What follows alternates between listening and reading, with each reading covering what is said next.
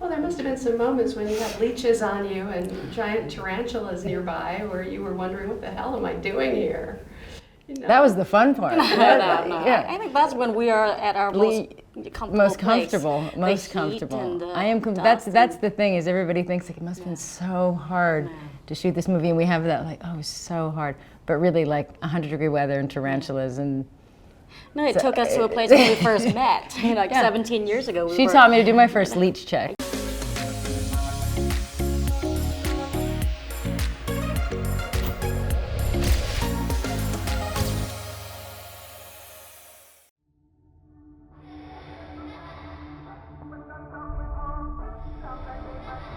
American Marines were flown in from the USS aircraft carrier Okinawa.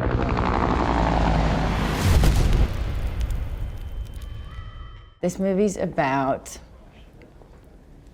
family.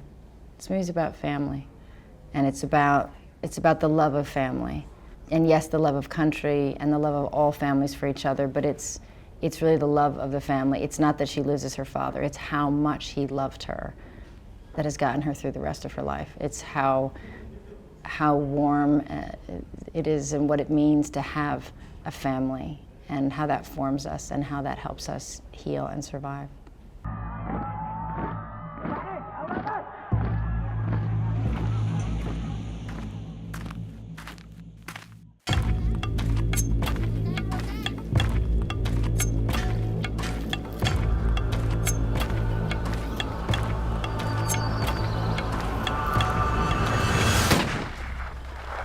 I didn't know if in the screening there would be a.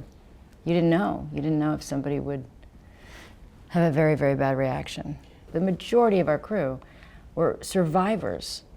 And everybody younger, it was their parents or their aunt, so everybody was affected.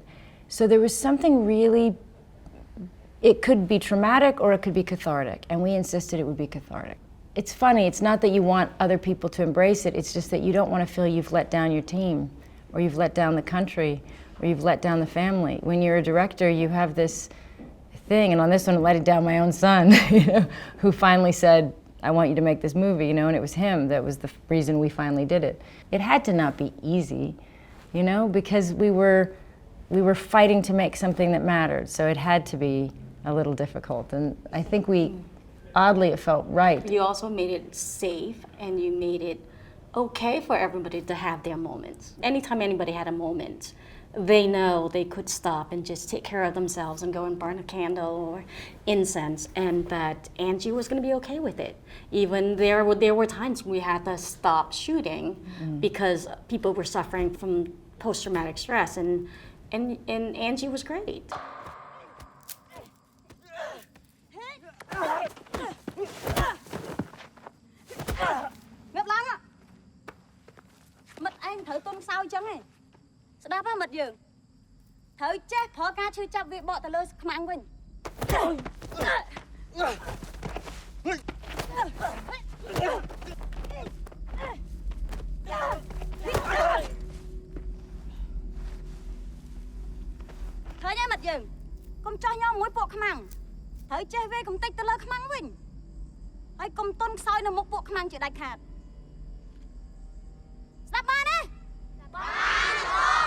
You didn't go for manipulation.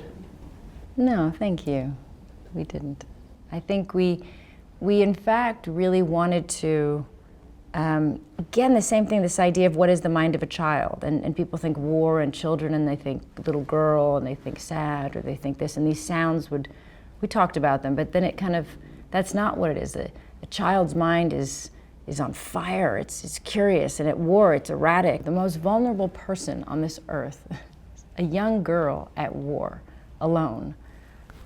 It's hard to think of anybody much more vulnerable.